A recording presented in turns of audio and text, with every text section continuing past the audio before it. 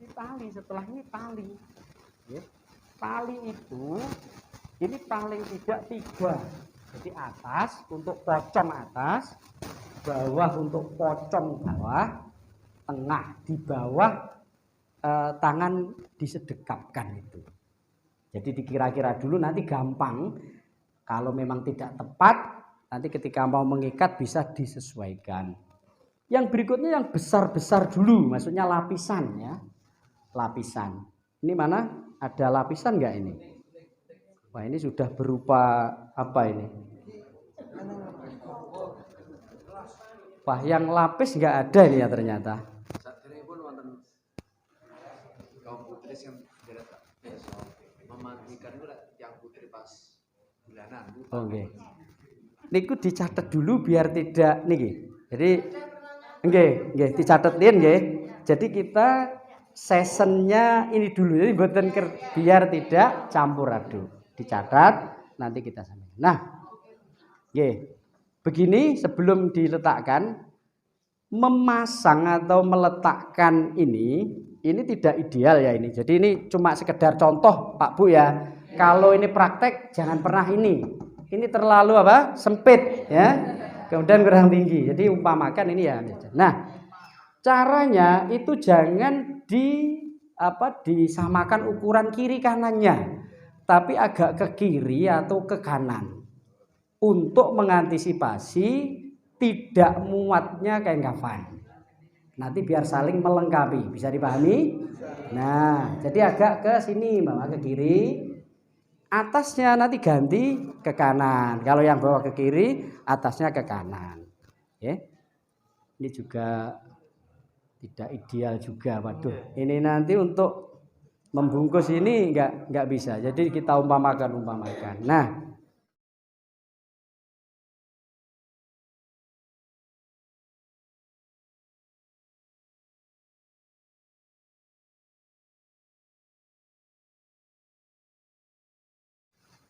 tanpa serban, tanpa garis. Bisa yang satu itu untuk serban dan garis. Serban itu apa? Gamis itu apa? Rida itu apa? Terus kumar itu apa? Itu tentang bukan masalah bentuknya, Bapak Ibu, tapi tempatnya. Cara memakainya. Jadi artinya kain yang seperti ini ya. Ini bisa kita buat sebagai serban, itu bisa dibuat sebagai kerudung juga bisa, dan juga bisa dibuat nanti kesunatan yang lain. Jadi tinggal bentuknya. Mohon maaf kalau saya praktekkan, kalau serban itu kan seperti di Ponegoro, tahu ya, yang penting kain itu di kepala. Nah, caranya itu kita letakkan, tidak apa-apa, saya pegang jangan.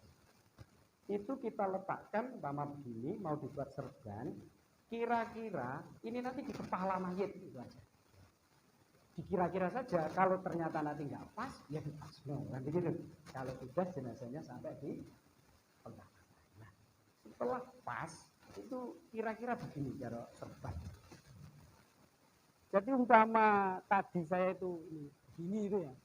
Ini mulai saya tadi kan. Nah, ini tinggal begini aja. Ini nanti akan menjadi serban menurut syariat. Nah, jadi kita ikat begini, ya, kita begini. Nah, kemudian ini kita selembet. Jadi kita kuatkan seperti orang sarungan.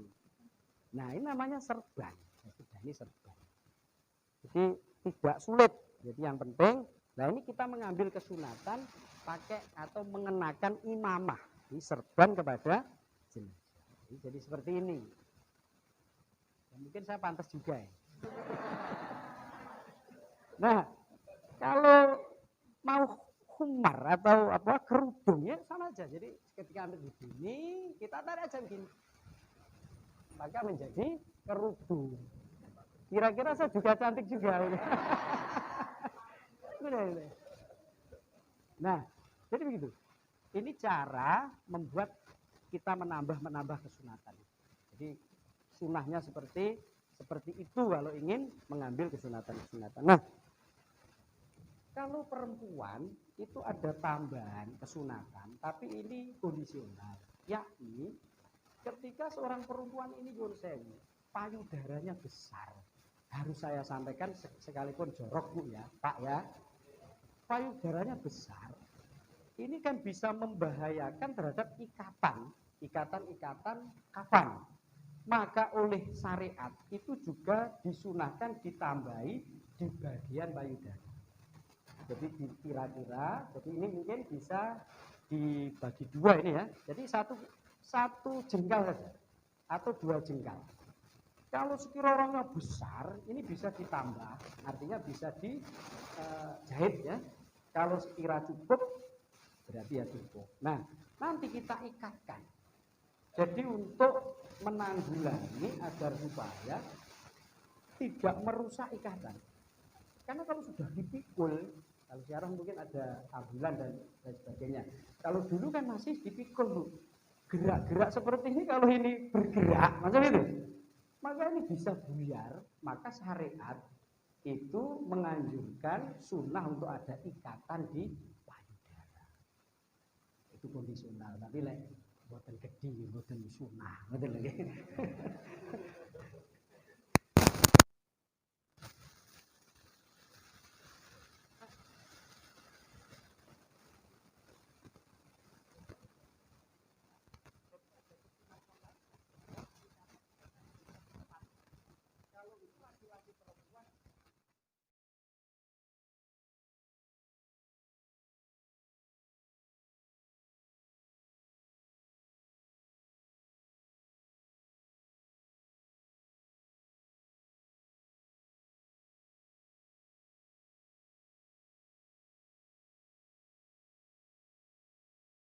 Seperti itu.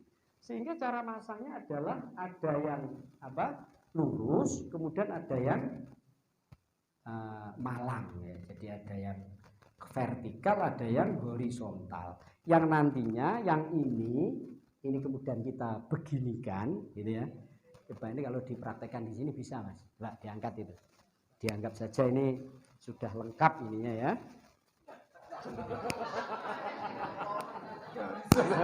Diumpamakan saja tadi ya hormat itu ya, ini hanya aja. Jadi nah begini. Jadi yang lurus nanti kita begini kan, lah yang begini nanti kita ikatkan. Itu sunnah Bu. Jadi butuh kalau tidak terlalu besar jenazahnya itu cuma 2 lapis. Jadi 1 kilan sepanjang itu, kemudian 1 kilan untuk yang horizontal, vertikal horizontal. Lek wonge gede ya, bokonge gede ya monggo gitu ya, disambung gitu ya, menyesuaikan. Nah, kain kafan itu kalau kita membeli di toko, itu kalau yang hadir ini insya Allah cukup ya. Saya lihat tidak ada yang gendut-gendut betul ini ya. Tapi kalau ada yang besar itu memang seperti sampaikan Yai Mingan tadi. Jadi memang harus dijahit. Yang saya Romo Yai Maksum Jauhari, Gus Maksum itu dulu waktu wafat kan dalam kondisi besar ya, badan ini juga dijahit. Jadi dijahit. Jadi pakai jahit dan itu enggak masalah karena orang meninggal mengkafani itu berbeda dengan orang umroh ya. Berbeda. Jadi kalau umroh memang tidak boleh menggunakan pakaian yang berjahit, tapi kalau orang meninggal itu diserahkan pada kita, enggak apa-apa berjahit. Nah, ada hal-hal yang perlu diperhatikan. Semua lubang-lubang gitu ya. Jadi lubang, yang kedua adalah mahalus sujud, anggota sujud. Yang ketiga luka, itu sunnah untuk dikasih kain kapas. Saya ulangi, jadi semua anggota tubuh yang berlubang, kemudian a'dha sujud, yang ketiga luka, itu sunnah untuk dikasih kapas. Sehingga ya mata, ya telinga, hidung, kemudian namanya anggota sujud kan tangan ya, kemudian dengkul ya, lutut, kemudian jari-jari kaki. Jadi itu dikasih. Kemudian lubang-lubang yang mulai dubur, kubul, telinga itu semuanya sunnah. Ditambah kalau ada luka. Jadi itu sebelum menutup kafan. Nah, Berikutnya kalau kita ingin membuat gamis, gamis ya, namanya klambi kurung. Itu bukan seperti pakaiannya orang mau tinju, itu bukan. Jadi hanya sekian kemudian sekian, bukan ya. Tapi gamis itu secara syar'i, menurut aturan syariat, itu adalah kain yang menutupi lengkap mulai leher sampai kaki.